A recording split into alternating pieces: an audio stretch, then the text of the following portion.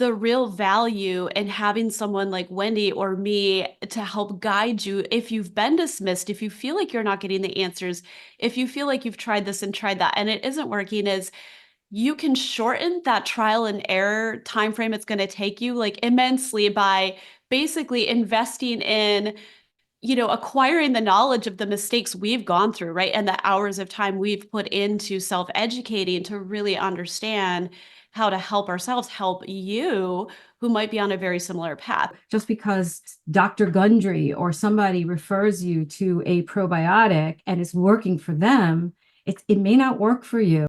Welcome to Resolve IBS and IBD Naturally. I'm Courtney Cowie, a nutrition therapy and functional diagnostic nutrition practitioner. If you are struggling with the symptoms of IBS or IBD and want to get to the root cause of your symptoms so you can take back your health through a whole person approach, this podcast is for you. Just a disclaimer that the information I'm presenting in this podcast is for educational purposes only and should not be taken as medical advice. You should always consult a qualified practitioner before making any changes to your health or medical regimen. That being said, let's get on with the show. So I'm really excited to have my fellow functional diagnostic nutrition practitioner colleague, Wendy Rosen, on my podcast today. Wendy and I first met not too long ago and had a really amazing conversation around a lot of topics that I feel are super relevant if you're struggling with gut issues, as well as just any chronic inflammatory autoimmune condition. And Wendy is actually very, very passionate about helping people who have gone in, seen lots of doctors. Maybe they feel dismissed. They definitely feel like they haven't had those dots connected for them. And they're looking for someone who's willing to go deep, willing to connect the dots and kind of look at everything from a holistic perspective. And Wendy has an amazing story and a lot of really great information to share today about the gut-brain connection, the role the gut plays in overall mental health and well-being, also childhood trauma. I'm going to let her kind of get into that and talk a lot about those different topics. So Wendy, why don't we start with your story? Tell me how you got into holistic health and eventually became an FDN-P. Well, first of all, thank you so much for having me on your show. I'm excited. I'm excited about it because, the more I learn about people, I almost feel like nobody came from a normal family. That if you were lucky enough to grow up with all of that nurture and support and barely have anything happen to you between the ages of 1 and 17, well, that's really the anomaly. And so through this process, I really learned a lot more about people. I'm very, always surprised, like, wow, like I didn't expect that story from this person because people don't look like they have any issues, but we're all human and we come from humans. And so, so I'm really excited because I hope that for somebody or some people out there, this will resonate for you. I really, over the last 11 years, really got into health more and more because over my lifetime, I've struggled with anxiety, terrible depressions, on and off depressions. My nervous system is always like really, really jacked. I've had ADD, and then I've had a lot of rotating addictions. But I always had gut issues. And, from the very beginning, I had constipation from very young ages, and I could never figure out like what was wrong with my motility. And of course, X-Lax, I tried everything. I always had a lot of nausea. I always felt like my breath was bad, a lot of times, like from my gut. And anyway, over the years, I wound up getting chronic fatigue because of various, which I'm going to tell you about. But because of all this nervous system, these issues, it turned into like an autoimmune virus, chronic fatigue. And I was pretty much told at the age of 33 when I got this that I was just really burned out. I worked a little too hard and I needed a break. And of course, none of the symptoms in my body, I felt like that's not true. And I know my body better than you do. And it's not just that I need a break. I mean, I probably need a break, but that's not what's going on here, So anyway, roll forward, this continued and I couldn't get any answers. And every time I went to the doctors, I was fine. And I took all these tests, but every decade I would go through this period where I barely could even like move my thighs up a hill. And I worked in an industry, I worked on Wall Street. It was insane. We had 14-hour days. I was in a trading room, multiple screens, multiple excitement, and I needed to perform at 1,000 plus mock 1,000. And so I couldn't really relish in I don't feel well and I can't get up in the morning. I needed to get those feet on the floor and get myself out and on that trading desk by 6 a.m. every day and be ready to compete. But then when I turned 50, or as I was turning 50, I got divorced, from my husband of 17 years. My son was going off to Michigan, my only child. My hormones for perimenopause or menopause was like kicking in full. And all of a sudden, the anxiety and the depression and the feeling sick all the time just got worse and worse and worse. I couldn't lose any weight. I was exercising 30 out of 30 days a month. I was trying to do all these things. And it got to a point where in my early 50s, I just thought, oh my God, I've got to figure this out because I can't go through life like this anymore. Like I'm too stressed and I'm done. And so, so I really, that's when I got into functional health in the terms. I started studying at IIN. Dr. Mark Hyman, I guess, really was the big one back then who started like functional health with Jeffrey Bland. And I just started reading everything I could and starting to educate myself. Okay, what is it that I'm not doing? But even 10 years ago, like putting the holistic body picture together, it still wasn't really there. And so I started with the Whole30. And even like 10 years ago, because it's like 11 years ago anyway. I guess the point is that, gluten wasn't such a thing like that everybody was talking about. It was carbs. Don't eat carbs, you'll lose weight. Don't eat carbs, you'll feel better. Carbs make, instability. So anyway, one thing led to another, led to another. And before I knew it, I felt much better, but there was something missing from this piece, and that was the mental health part. And, I had a real coming to Jesus in the middle of my 50s. And then as I came out of that, I found FDN and advanced all my certifications in gluten and became an FDN practitioner.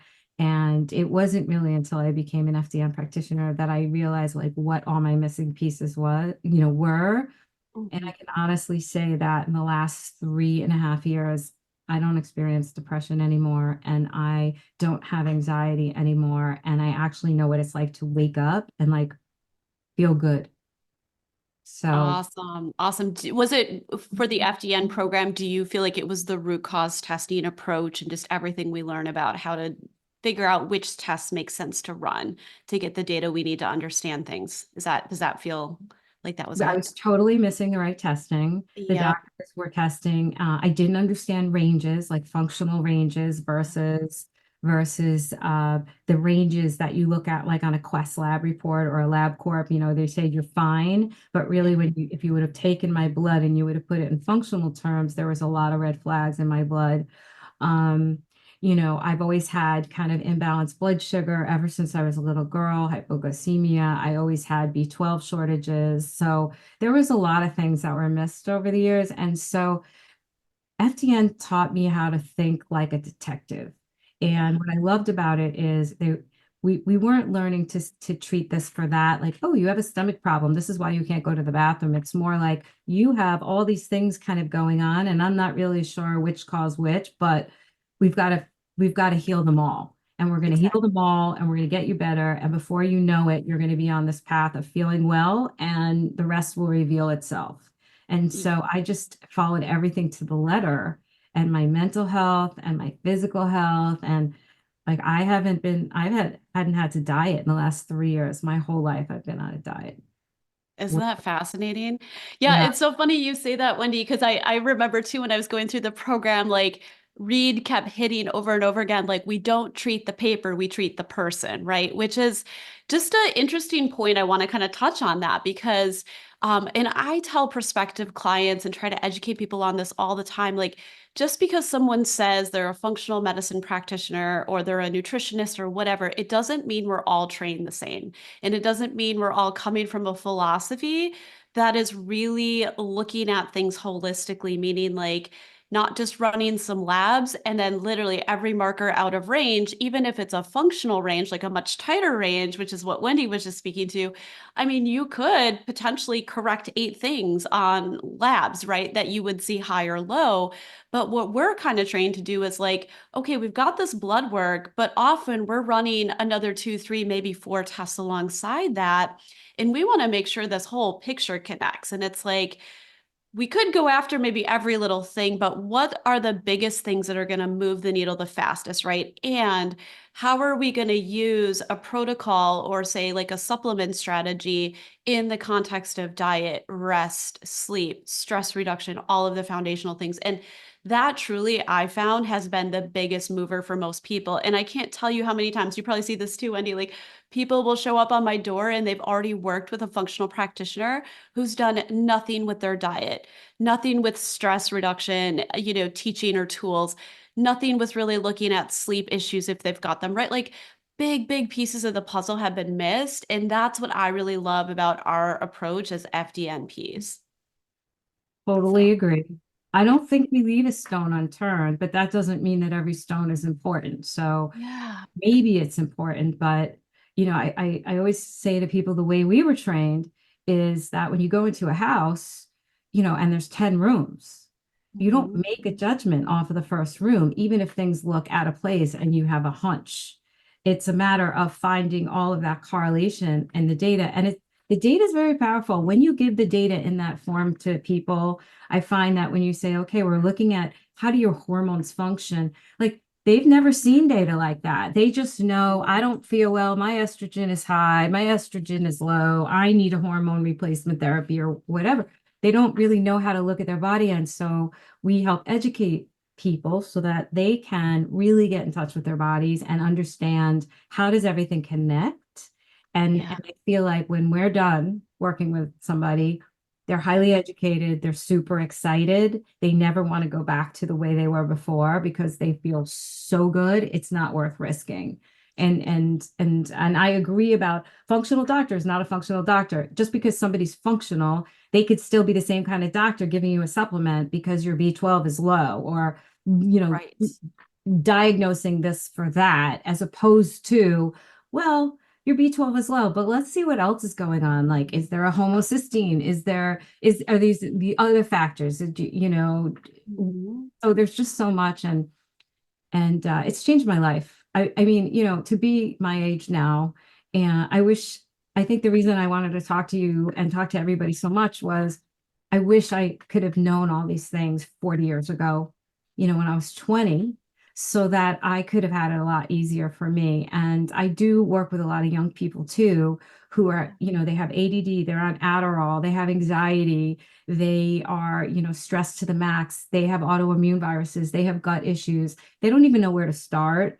And they don't want to change their lifestyle and stop eating. And then they don't understand that all of these things are connected and correlated. So if there's just one thing that I can say that somebody goes, aha, like I'm going to connect that now. I mean, for me, that would have made a huge difference in the trajectory of my mental health in particular, but then also in that blood sugar imbalance and how that just derailed my life. Oh, yeah. No, that's so great. And I love your analogy of looking at just one room versus exploring the whole house. That's such an awesome analogy. I've never heard that before. So I love that, Wendy. I might start borrowing that and Yay. using that in my practice. But no, I agree. And I think kind of the theme that's coming from your story, and this is maybe just a plug for what we do, especially for the listener who might be listening right now because they're trying to figure it out themselves, like both of us did, right? Like many of us start that way where we've got our own health issues and it's like it makes sense. And I'm all for that. I advocate, self-education, self-empowerment. But the other side of that coin is like, as you rightly said, it took you years to figure it all out, right? Like for me too, it was a very daunting, longer, drawn out journey because I didn't have the skills in the beginning. And I think, thinking backwards, the real value in having someone like Wendy or me to help guide you if you've been dismissed, if you feel like you're not getting the answers, if you feel like you've tried this and tried that and it isn't working, is you can shorten that trial and error time frame it's going to take you like immensely by basically investing in, acquiring the knowledge of the mistakes we've gone through, right? And the hours of time we've put into self-educating to really understand how to help ourselves, help you who might be on a very similar path. And that's the real advantage, is like accelerating the speed at which you can get those answers and you can start to feel better. I mean, that is worth, a million to me, right? Like, it's worth a lot for most people who really don't have their health and they don't have the quality of life they want, I think. Yeah, and some of them are in bed while their friends are going out in their 20s, or they're not able to do the things that they want to do and they don't know why. Yeah. Um, they're looking at, I will say like a few like ahas too, where, just because somebody else is taking, we're all unique individuals. Our Yeah. bodies work individually. Even our siblings do not have our bodies, or even, like our DNA might be similar, but the expression isn't the same. And so just because, Dr. Gundry or somebody refers you to a probiotic and it's working for them, it may not work for you. And that might not even be your issue. And so I think it's hard when you go out and you say, well, if you have these symptoms, to take this, and then you do, and it doesn't work for you, like that's very frustrating. And I could show you boxes of supplements that I have here on everything that I've tried in different combinations and spent thousands and thousands of dollars trying to get well, instead of really trying to understand my unique issues, which of course I've learned how to do now. And then, kind of tilt the scale so that I'm moving faster, and more like with a lot less money, but knowing like how to target each stage and everything else. And so I do think it's confusing. I think the paradigm that we've all grown up in, whenever I found myself sick, your families go to the gastroenterologist, go to the ENT, go to these parts doctors who really don't know anything about you except they're just looking at, if you have an acute issue, that's fine.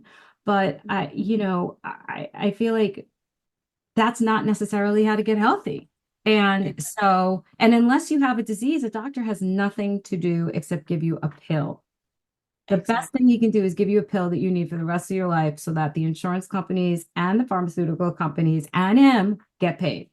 Exactly. So, there's a lot in here. And so when you are taking advice, I would just say, like, does this work for me? Is that really my issue? And as you know, Courtney, like you and I could describe mold poisoning, chronic fatigue syndrome, depression, lupus, like all the symptoms, hormone, thyroid. If you look at those symptoms, they're kind of similar. So how do you know like what you have?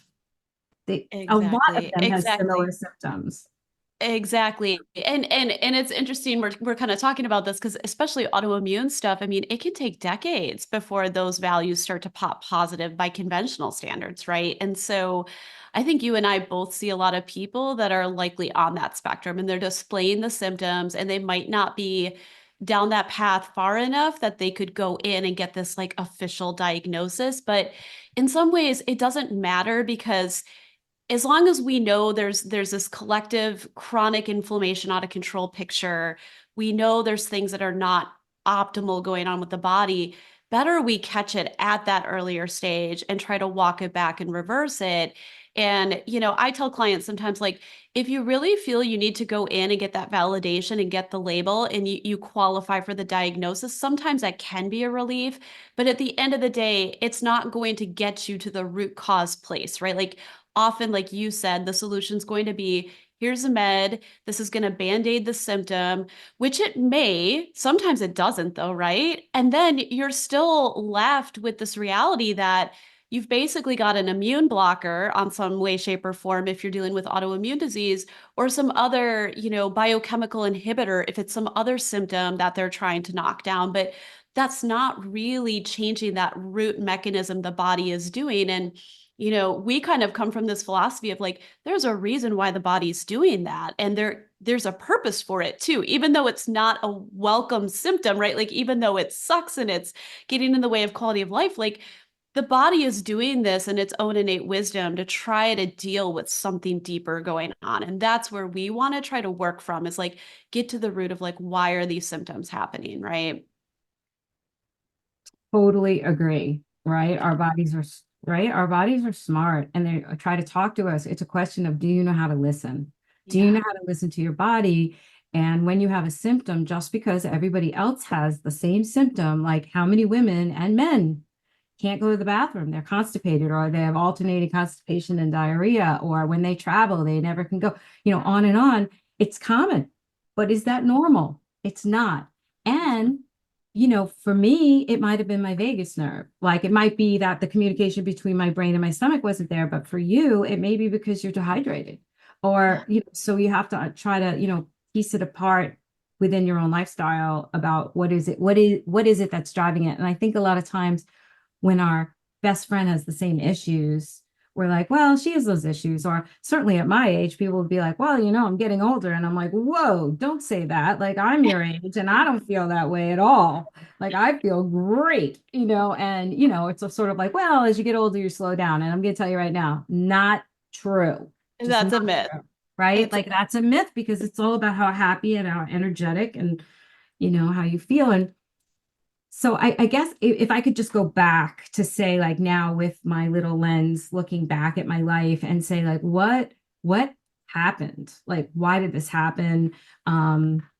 It's interesting because I've learned a lot about kind of when we're younger, like things happen to us, right? And so things are happening in our family, and maybe our parents are fighting all the time, or maybe we grew up and one or both of our parents died, or we were in a war-torn area, or we were verbally abused or physically abused or sexually abused. Like this is very common, and these kinds of things are very common. Or you had your own illness, or your mother had an illness, or things like that. And what I found is that a lot of people have experienced these types of issues in their from ages 1 to 17.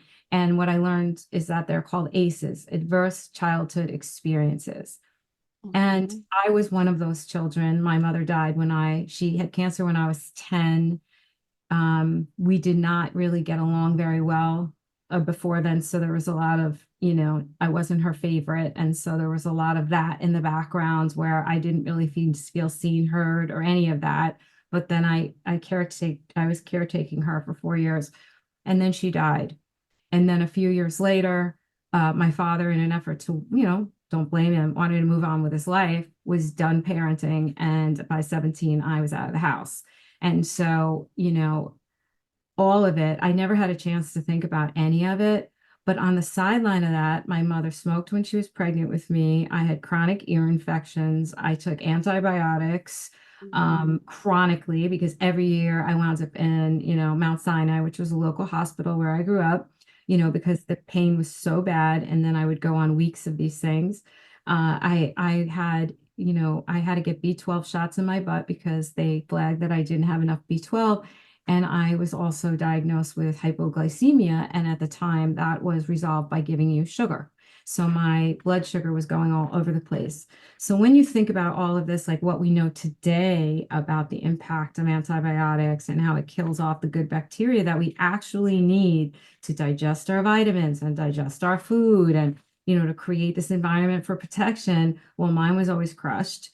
And I grew up with Captain Crunch and high fructose corn syrup, and like you name it, it was in my kitchen. It was Oreos. And it wasn't because it was like a bad thing. It was what it was, right? Like give your kid, I had ADD as well. I was called motor mouth. I was like, I can't even tell you how many times I had to count the bricks of every school I've ever been in. And because I talk so much. But because I was hyper. But of course you're hyper if you're eating all of this sugar all the time and your blood sugar's all over the place. But I was also very emotional and like really emotional. And it was looking back, it was all of these things. Like the neurotransmitters from my gut weren't working to my brain. It was like dislocated. I had issues going to the bathroom from a very young age, always had stomach aches. So like I guess I'm telling you all this because what's interesting is I had this psychological problem because of what was going on in my family, and then having to like be on my own out of nowhere. But then I also had this physical problems. So if you're somebody that grew up with a background where you had this inconsistency in the house and you always felt frightened, or you never knew what to expect, or you were always like, on edge and vigilant, then your nervous system is completely disordered as well. And so when you think about all these things, I really should have been a wreck and just died right then and there. But for me, it manifested into mono at age 18. But I really didn't have a chance to rest because I was on my own, and it was basically sink or swim, and I was like tossed in the ocean. And so I basically told my nervous system and my body, we're on go because we got to survive. And that lasted a really long time. And so it is no surprise that when I turned 33, I had chronic fatigue syndrome and I couldn't make another step because my body, there's only so much that the body can do. And I feel like it really performed for me, so I didn't drown. But at the end of the day, there's always a toll. And so how this all ultimately manifested was just ups and downs of anxiety and depression, terrible depressions. Like you feel like you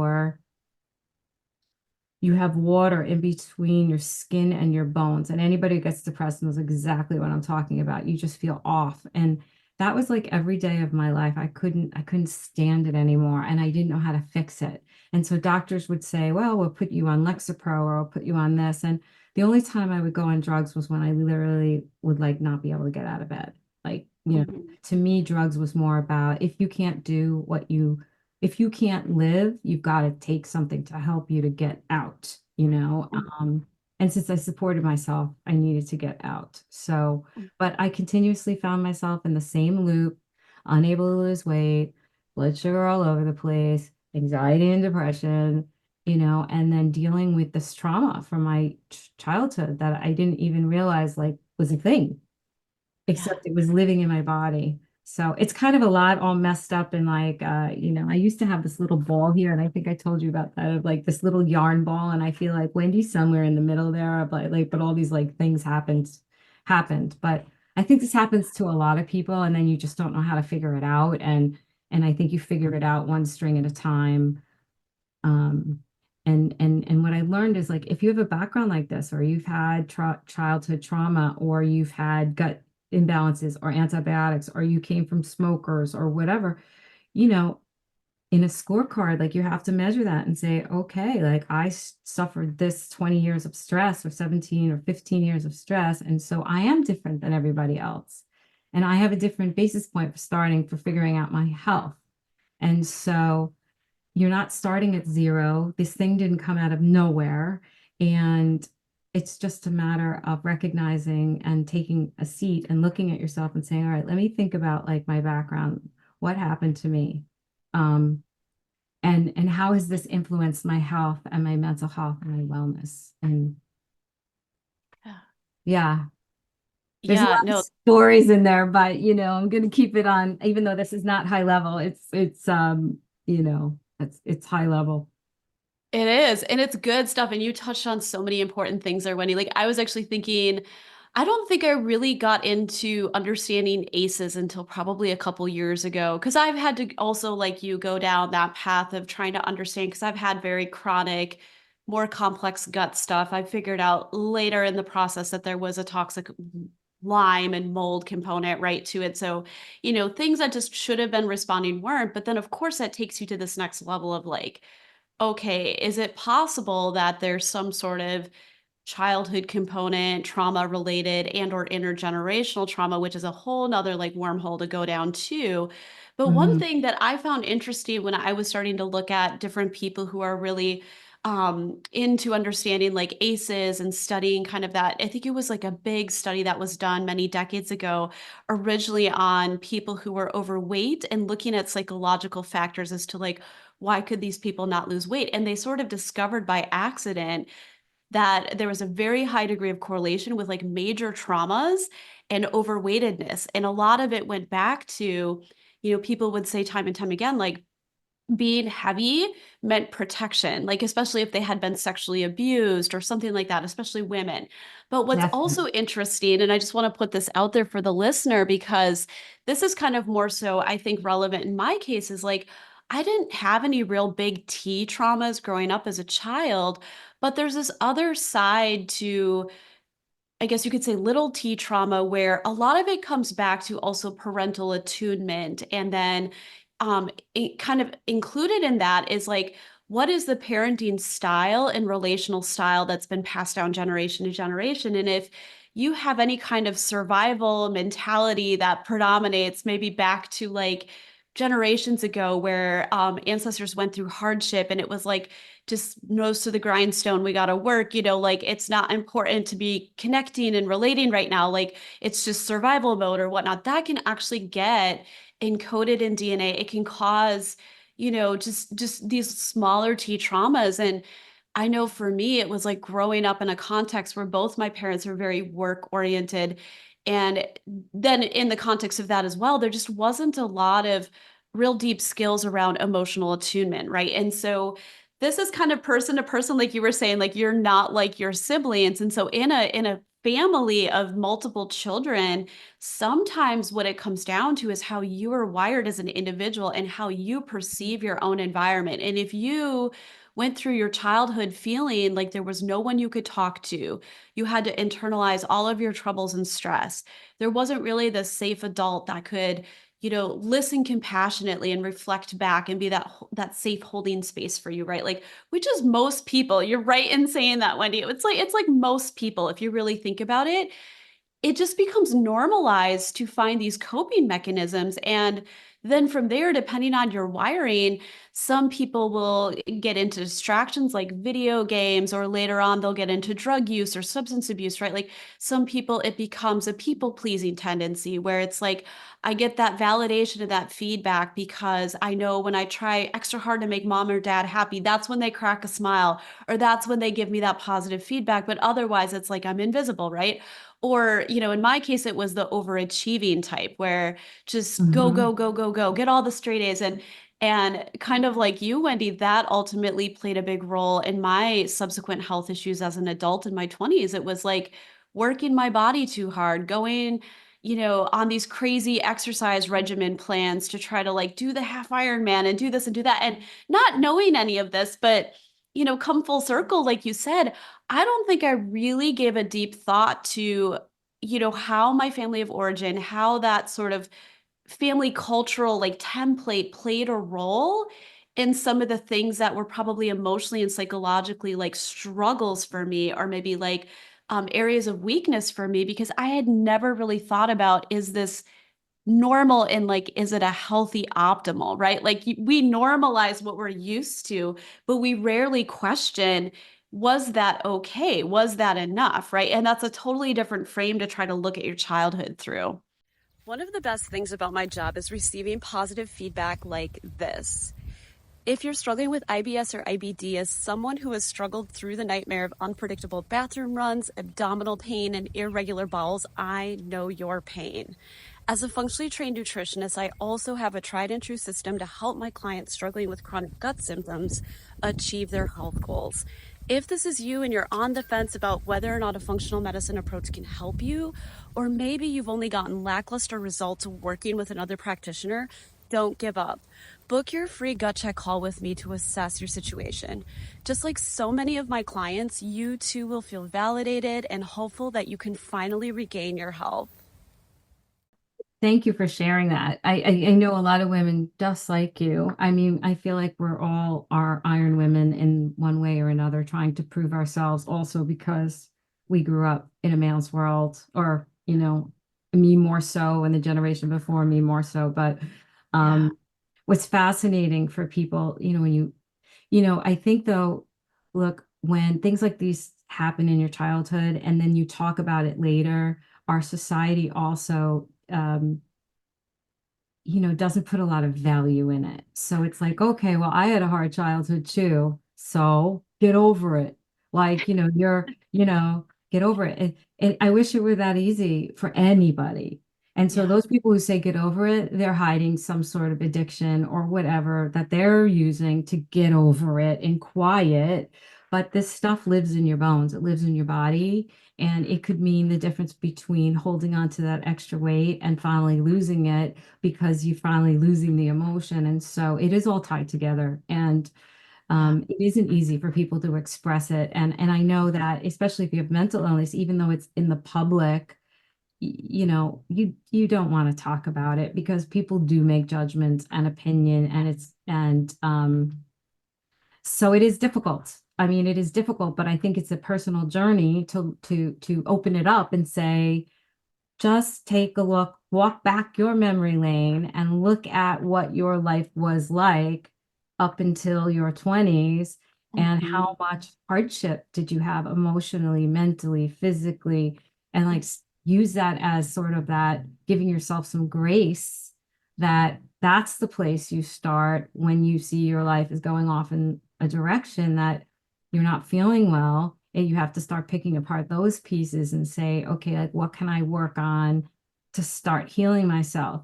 I mean, to be honest, for me, it was always sugar. If I got off of sugar and carbs, my mental health immediately improved. So Mhm. today, in today's terms, I'd say if anybody has any mental health or anxiety issues, that the first thing is getting off of gluten. Like gluten to me is what carbs is. So essentially gluten, grains, you know, they really they disrupt your mental health. We, you know, in so many ways that we would need like 10 hours for that one. Um, but the sugar imbalances really, so if you want to arm yourself and you have a bias for mental instability, then really, you know, making sure that you're watching that diet and you're really being clean by taking things out that are known to aggravate. And I'd start with sugar and gluten right first before anything else. And for me, that was a game changer. Adding in more vegetables, good fats to keep my blood sugar stable was critical. And now it's critical for me to really be stable. You know, the first thing I do is I have coconut oil and my little shot of ginger and all that stuff in the morning to keep my energy up more than coffee. Um, so you know, I think the point now is okay, yeah, I recognize it. Now what do I do about it? And what you do about it is now you have to look at your lifestyle and say, where can I really start supporting myself? And I think food comes first, you know, Oh, and for I think sure. that it sets you up for sort of like a mental success. And then once you get like a little, I always say like, all I need is like this little part of my finger to hold on, and I knew I could get the door open. But it's like getting to that point when you're drowning that you can hold on. And so that's what used to take me out of drowning. And still, Yeah. Yeah, no, that's so awesome. And no, and I think as we're having this conversation, Wendy, what I'll do is I'll actually link the ACEs questionnaire in the show notes so that if the listener is like at all wondering, like, I wonder if this is me, like it is a really nice tool to be able to go in and just kind of think back over your childhood and get a pretty quantitative score and sort of ask like, yeah, maybe this is a piece of what I'm, is playing a role in my chronic health issues. But I also agree with your statement about starting with the physical body. I think what I've seen typically will happen, and I know a lot of practitioners, like we've found this sequencing has happened to us as we've tried to navigate this journey, is you start with kind of the most obvious physical piece of it, which is like, what am I putting into my body, right? Like the food I'm eating, obviously the water I drink, the other things that impact the physical body, air, like sleep, exercise, movement. And I would almost say if the stage isn't set there, if there is a pretty big trauma or, emotional dysregulation, nervous system dysregulation component, it's going to be much harder for those tools to work as well if we don't have that physical foundation set, like you said, because you've got yeah, these ongoing inflammatory triggers coming in. And the other thing I thought of when you were talking about just sugar and the addictive quality of some of those foods is like a lot of people don't realize that many processed food companies will purposefully put ingredients in those foods to make them for now. ultra hyper palatable and addictive. Like one that I'm just aware of right off the bat is like Oreos have some sort of like I can eat the whole preservatives. bag dipped in milk to this Yeah, day. It's crazy. It's crazy. And so like it is a true thing that you will go through likely some degree of withdrawal. I mean, I tend to have clients step it baby step, that, in the right direction because with wheat, especially dairy is another one, depending on your genetics and if, how sensitive you are, they can have opioid like effects Yeah. on the brain. And so it can be extremely challenging those first 2 to 3 to 4 weeks of going completely cold turkey from those foods, assuming you're doing it right. That's a whole nother conversation, like you said, because there's a lot to successfully being able to go wheat free, especially it's in so many things people don't realize. But the other side of that is like sometimes people don't realize that you have to almost anticipate you're going to feel like crap. Like it's not going to be an easy Just process for to a go few days. through. Yeah. Just for a few days, right? Like, Yeah. recently I beta tested Dr. Mark Hyman's, he's doing a 10-day detox. For those who don't know him, he's one of the fathers of functional medicine. And so I volunteered for this beta test, and I wanted to see, I'm completely clean now. So Yeah. except for caffeine. So that would be the thing that I had to give up. But I wanted to see what it was like for everybody else. And there were people who had never given up any of this. And it was hard. It was really Yeah. hard. But there wasn't a person after 3 days that didn't say, oh my God, I feel great. Yeah. Literally by getting rid of gluten and dairy and sugar and caffeine, like things Right. you think you could never live without, and how the mental clarity, like a lot of people talked about mental clarity and Mhm. how they were bouncing off the walls with energy and they didn't even know they could feel this way. And, of course, it's what do you do after the 10-day detox? But that's why I say you got to start, and I agree with you, you've got to start with what's in your environment. It's very hard to do. I mean, It, you need support. You need people around you. So if it's not a practitioner, it's got to be your friends who are like rooting for you and know what you're doing. And because it is hard when you're looking at sugar as being your friend, or you're looking at a cigarette as being your friend, or, exactly. that cup of coffee is what saved your life, or, or a drug like, pot, or maybe, you do heroin. I mean, everybody has lots of addictions of things like that, but it's literally what saved them from dying for the most part. And so that's what I say. If you can kind of like rejig your cells on a physical level, I know for me personally, it helped my mental health. And then it gave me the next step. And it was just the next step after the next step after the next step. And before you know it, you're like, oh, you feel good, you feel better. And you walk out of that malaise and that mental health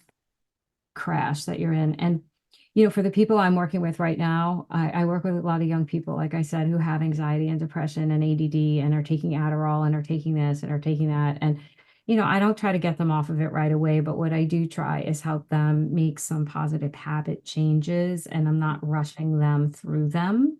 Mhm. It's just more of like, what are a few of those things that we can work on that are going to give you like the tiniest boost. And then next week we'll build on that and build on that and build on that. And usually, food was a really big deal. But the other one for me, believe it or not, was just like walking at my heart rate, like Yeah. not at a cardio rate, not at a hit rate, not at a, crazy level. I'm talking about just getting out there, and it's like 180 minus your age, walk for Yeah. 30 minutes. And your brain requires so much oxygen, and that's your number one fuel. And so I find that when I oxygenate, that also helps my mood calm down and make me feel better. So that's something I do every single day. Even if I work at an Orange Theory that morning, I'm still outside walking. You know, Yeah. it's not about exercise, it's about oxygenation. It's about making sure that oxygen's in my limbs and in my brain. And I can't fix what happened to me, but Yeah. I can try to help myself. And, Right. each day gets stronger. Yeah, no, I love that, Wendy. And I think kind of what you're speaking of is just like joyful movement, right? Like we don't even have to use the word Yeah. exercise, but like research shows you don't have to be doing HIIT. I mean, we could argue, especially as women, as we start to hit menopause, doing some sort of weight bearing activity, whether it's weightlifting or body weight, does help with bone density and, keeping DHEA levels up, which are really important to help support testosterone, estrogen a little bit too. But it's really just, I think, like that process of moving the body in a way that feels good to you.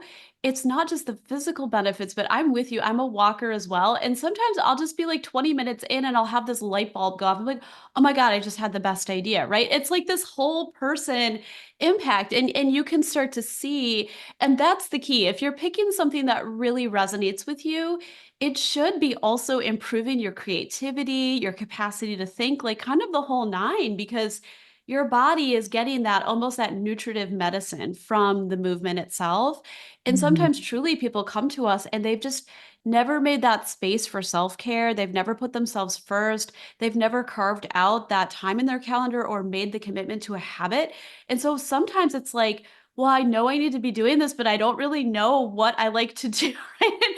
And we can give them kind of ideas and suggestions, but I think the process of starting a nutrition and a root cause testing journey will kickstart that self-questioning around like, well, gosh, now that I'm working on food and I'm working on figuring out what's really wrong with me, like I have to kind of look at my movement and exercise. I'm like, it's not really there, and then that'll start to kickstart that too, which is really, really great, right? And that's what happens, right? I mean, at first, I remember in the very beginning, I was treating my brother, and my brother, sorry, Stephen, if you see this, but he just said to me, well, I'm not going to have to give up my prosciutto, am I? And I said, no, Stephen, I'm not going to make you give up your prosciutto, knowing full well that once he got into this program, he doesn't even want it anymore. But he had to see the results and see everything, and I think like the big aha too is how much, like you brought up mold before. We're in a very toxic time in the environment. And I think some people think like she's crazy, but I'm not crazy. There's just so much. Well, yes, I am crazy, but there is so much stuff in our food, right? And there's mold in our food, and there's mold in the coffee, and there's plastics everywhere. And so just pay attention. Just all of these things is going to slowly impact your mental health. It's like just taking the pile down just a tiny little bit, is what's in your shampoo? What do you put on your face? What are you drinking? Are you drinking tap water? And no, New York City water is not safe. So that's what everybody say. Oh, you can drink it right out, like you could drink it out of the toilet. It's so safe. That's not true. Like New No. York City, I lived there for a very long time and I always had distilled water. And yeah, so all of these things matter, I think. And then before you know it, like your gut is going to feel better. And then you can work on deeper things. But these are like to me the they're the low-hanging fruit is Yeah, just to start to pay attention to what's going on for you and what's going on in your environment and just trying to adjust where you can, where it's low-hanging fruit. It doesn't even matter whether you take it out or not. Um, exactly. and No, before you know it, there's a positive like impact. domino effect. Yeah, no, no, totally true. And, I think the biggest probably sticking point for a lot of people is like they probably know the information. I mean, if you're listening to this, I'm guessing you're already familiar with the problems with wheat and dairy and some of these foods we've been talking about, but what they don't necessarily know is like how do they implement that in their lives, right? It's like the actual like logistics of like, well, I'm a busy mom or I'm a busy career woman and my God, if I stop eating these foods, like what am I going to replace them with? And like, how much time is that going to cost me? And it'll set off this cascade of questions, which is why, again, I'm putting a plug in for you and me, why working with a practitioner can be so helpful because these are the very skills and step-by-step, like processes that we try to help our clients with. And every person's situation is so unique, but Mhm. you can have all that knowledge in the world and just not apply it and you'll get nowhere, right? So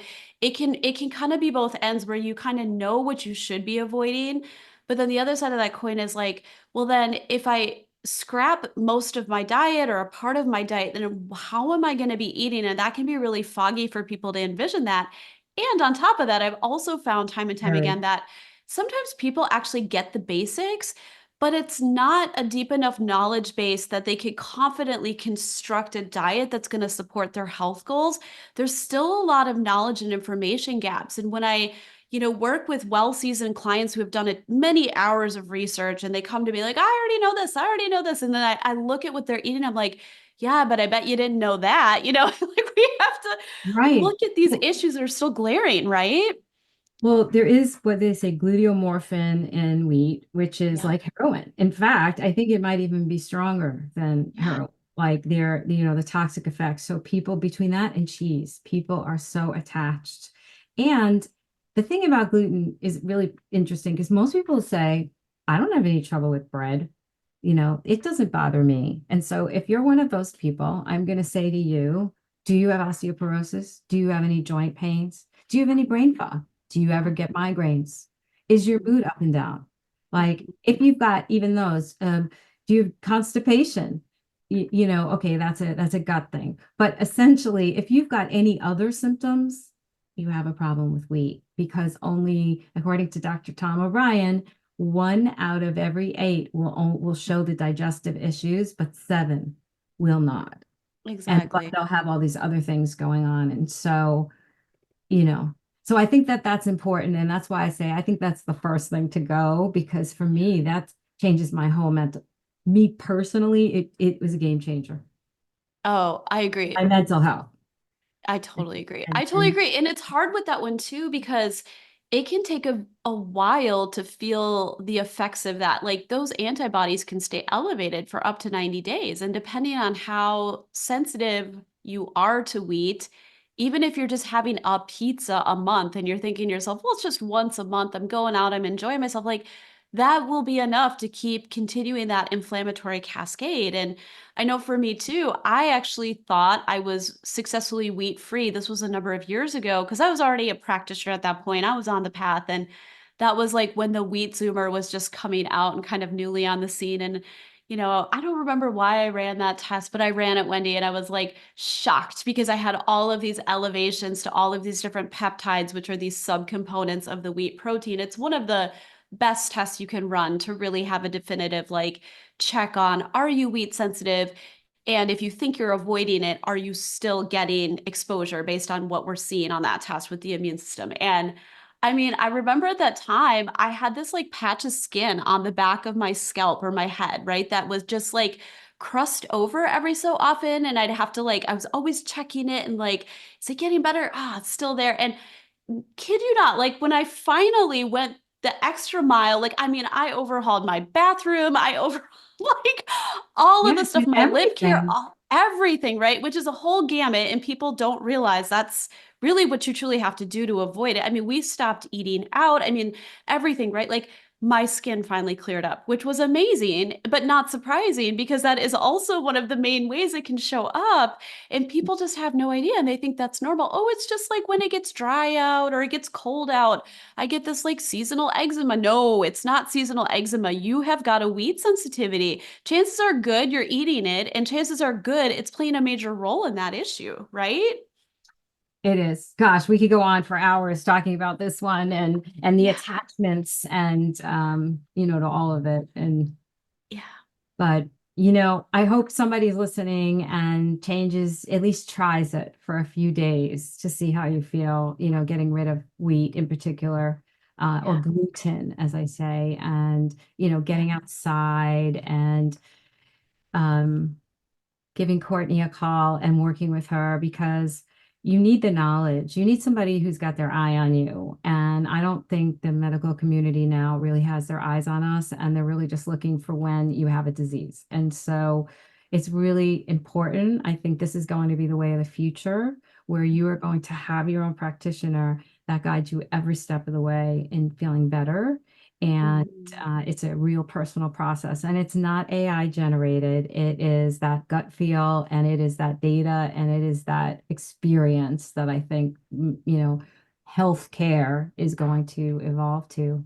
And Yeah. so, you Yeah. know, I don't even think AI could do the work we do. I just think there's too much intuition, there's too much whole person consideration. Like there's just no way that you could take data on a person, put it through Chat GPT and have it spit out. Could it spit out a meal plan or general dietary guidelines? It could, but Good. people could go find that stuff online, right? Like that's still not any better than what they're able to do on their own. What they really need is a real person, look, like you said, eyes on, looking at their case, helping them Yeah. troubleshoot what is really good, catching the things that are stressors for their system that are causing the issues. I mean, maybe AI will get there, but I don't see that happening anytime soon, Wendy. I just don't, Yeah, right? it's a scorecard. It's a, I look at tests today. I was looking at somebody's blood test, and I'll just kind of end with this, but Yeah. this young woman that I'm treating, she wants to, get her body ready to get pregnant. And her doctor, she sent me the blood work. Her doctor wrote back and said everything looks great. And I'm looking at it, and the ranges are not functional ranges, and so everything doesn't look great. And also in her thyroid, they only test TSH. Like they're just not, there's not enough investigation. And so, you know, um, I think we all have a lot of issues going on, and I think it's worth our time to figure them out. And if you do have any mental health issues, obviously, there are so many. I think I'll post it on my website, but there's so many avenues to get help. Mhm. And, if you have addiction issues, or if you are suicidal, or, you're having a difficult time in your life, I'm going to post some numbers to call, and www.wendyjoyrosen.com, but you can find all these numbers online. There is a lot of really wonderful, experienced people who can help you, and do not hesitate to reach out for somebody to help you. And helping yourself, no sugar. That's Yeah. all I say. No sugar or. Yeah. And I think kind of the general theme you're really speaking to here too, Wendy, is that like there is a very real physical connection to mental health issues. Like hopefully that's clear after we've talked on this topic for a while, but I think it's worth stating because truly I do think there's a large part of the population that does not actually believe that the gut and the brain, or the brain inflammation of the brain, which can lead to all of these different mental health disorders, mood symptoms, that type of thing, has physiological roots to it, like as if those are two separate parts, right?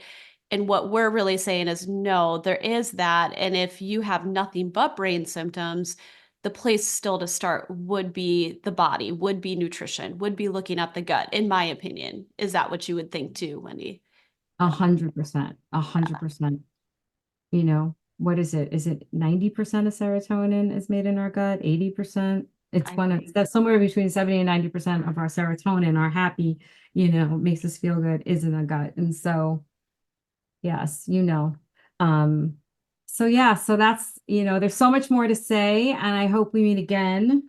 Yes. We can break down each one of these topics into something like, a little bit deeper. Um, and I really appreciate you having me today. Absolutely. So just so the Talk about listener knows, in it. case they want to reach out to you, is your website the best way, wendyrosen.com, or is there a better way to connect with you? Well, it's Wendy Joy Rosen. When I turned 60, I brought back my middle name, Wendy Oh, Joy. And so I love that name. It was like I felt like I was whole again. I came home. So www.wendyjoyrosen.com. I'm also on Instagram at Wendy Joy Rosen. My company's named is Precipice Health, and all my numbers, like you can always DM me or reach out on my website and book a clarity call if you have anything going on you want to chat. So perfect. all And I'll three. make sure to link all your info in the show notes so people have that accessible, Wendy. Yeah. Well, thank you Thank so much. This you. has been such a pleasure talking with you, and I will definitely have you back so we can dive deeper on some of this stuff. Yeah, thank you so much, Courtney. Did you find this episode informative and helpful? I'd love to have you leave me a 5-star rating. Do you have questions about holistic approaches to optimizing gut health that you'd like to ask? Please leave your question or comment below, and I will be sure to address it personally or cover it in a future episode. Be sure to check the show notes for any resources mentioned in today's episode. See you next time.